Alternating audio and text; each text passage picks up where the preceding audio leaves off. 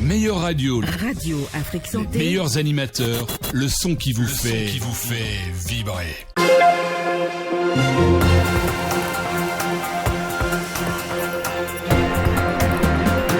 Le monde célèbre chaque année la journée internationale des autochtones le 9 août. Radio Afrique Santé est allée à la découverte des autochtones du quartier Wekeronou dans la commune d'Abomey-Calavi au Bénin. Vous aurez plus de détails dans ce journal.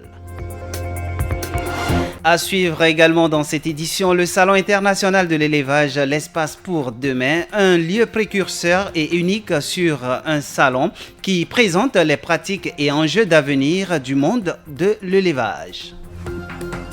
Le Congo émet l'idée de se doter d'un laboratoire capable de fabriquer des vaccins contre le venin de serpent à travers la voix de son ministre en charge de la recherche scientifique.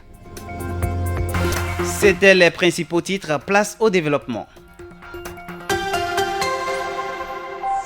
C'est toujours un plaisir chaque fois renouvelé de vous savoir nombreux à l'écoute de Radio Afrique Santé, la web radio la plus sanitaire au Bénin. La communauté internationale célèbre ce jour la journée internationale des autochtones. À cette occasion, nous nous sommes rendus dans le village Wekeronou. C'est à quelques pas du siège de Radio Afrique Santé. Wekeronou est un grand village subdivisé en petits quartiers. Le quinquagénaire Alexandre Arwandinou est un natif du quartier Sainte-Thérèse dans le village Wekeronou. Il nous parle de son quartier.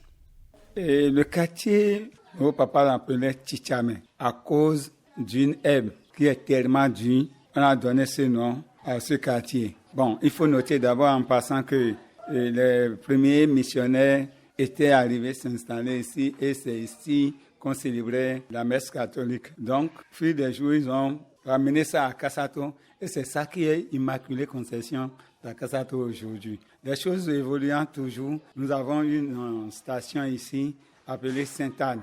Et à partir de là, on a donné des noms à chaque quartier et ici c'est Sainte-Thérèse de l'Enfant Jésus à cause de l'église. Ce nom a changé il n'y a qu'environ 3 ans. Cette zone était une forêt. C'est après le recasement que c'est habité. Et c'est tel que vous voyez comme ça. Les familles natives, il faut noter Ahwandinou, Nkpevi, Yokluno, Ogé, les Achra, etc.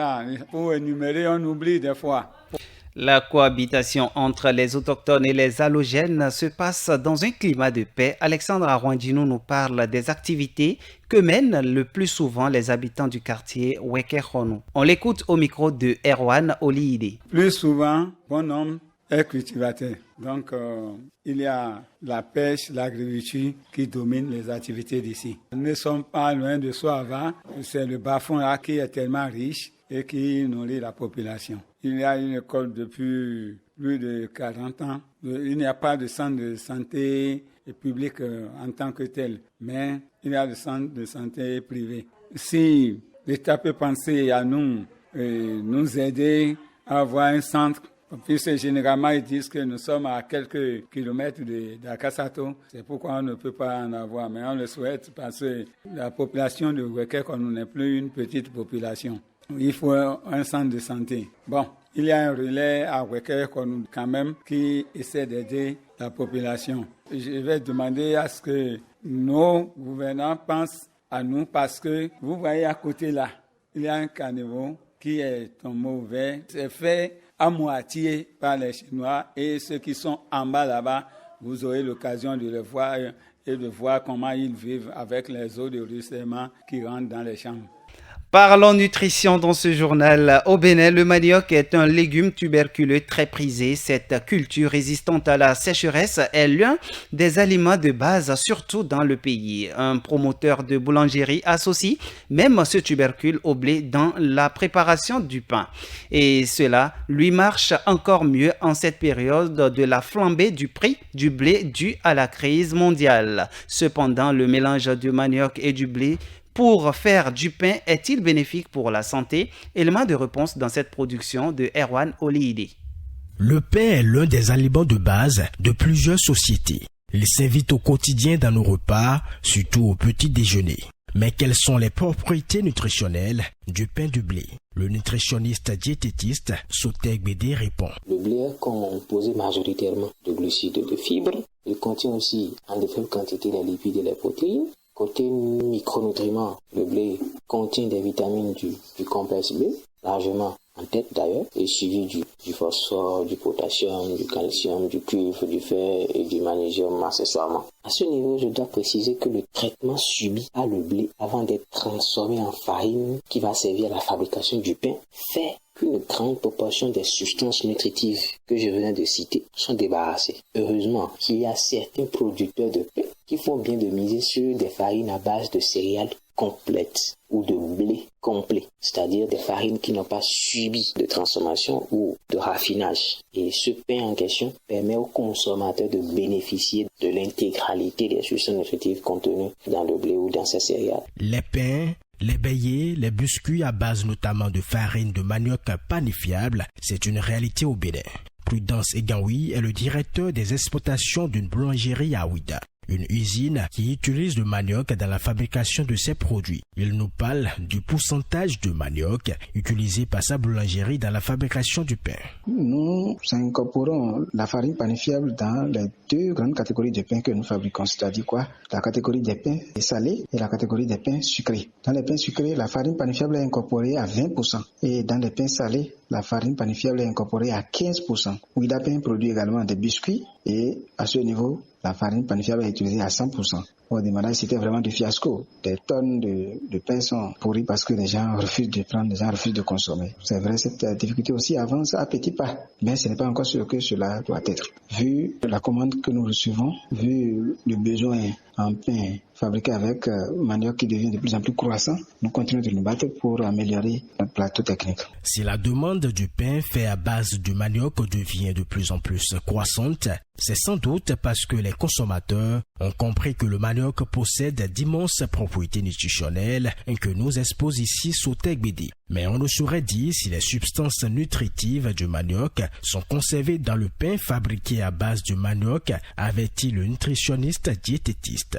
Le manioc est composé de glucides en grande proportion, suivi des lipides et des protéines accessoirement. Le manioc contient aussi du potassium, du magnésium, de la vitamine C et de la vitamine B9. Maintenant, à ce niveau, il va falloir donc pousser nos investigations pour assister à la fabrication du pain de manioc ou à la fabrication de la farine de manioc pour pouvoir statuer avec exactitude, avec précision sur l'intégralité ou la conservation des substances nutritives contenues dans le manioc au départ. Il faut dire qu'il existe des pains salés et des pains sucrés, mais il est impératif d'éviter du pain trop salé ou trop sucré car la forte consommation du sel ou du sucre constitue un danger pour la santé. Manger des repas trop sucrés provoque l'hyperglycémie. Par ailleurs, l'excès du sel dans les repas contribue à l'hypertension artérielle et à un risque accru de cardiopathie et d'accident vasculaire cérébral. Le Salon international de l'élevage annoncé dans les titres est un salon professionnel de l'agriculture qui réunit tous les acteurs de l'élevage, filière bovin, avicole, porcine, cunicole, ovine, caprine ou aquacole. Une offre complète en alimentation et nutrition animale, bâtiments d'élevage, génétique, santé animale, matériel de traite, énergie, traitement des effluents d'élevage, agriculture biologique, etc.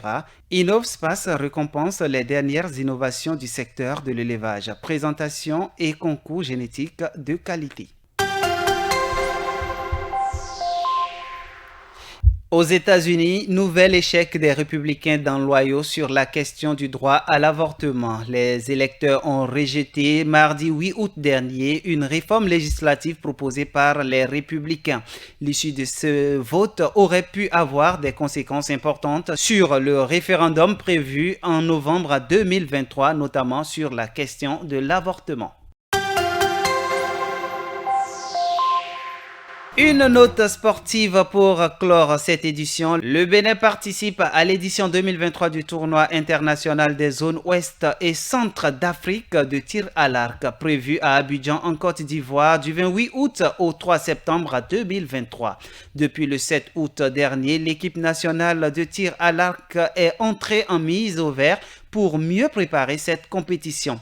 Nous irons pour défendre la deuxième place que nous avons occupée lors de l'édition précédente. Si en cours de route, nous arrivons à récupérer le matériel que nous avons commandé, je peux vous rassurer que nous pouvons titiller la première place et rentrer au pays avec beaucoup de médailles, a confié Paul Zissou, président de la Fédération béninoise de tir à l'arc, FEBETA. Ainsi s'achève ce journal. Toute l'équipe de préparation de cette édition vous remercie de votre fidélité à nous accorder. Tiburce Arirenou est resté à la manipulation technique. Wilfried Kiantaga, j'ai eu le plaisir de partager cette tranche de votre journée avec vous. Portez-vous bien.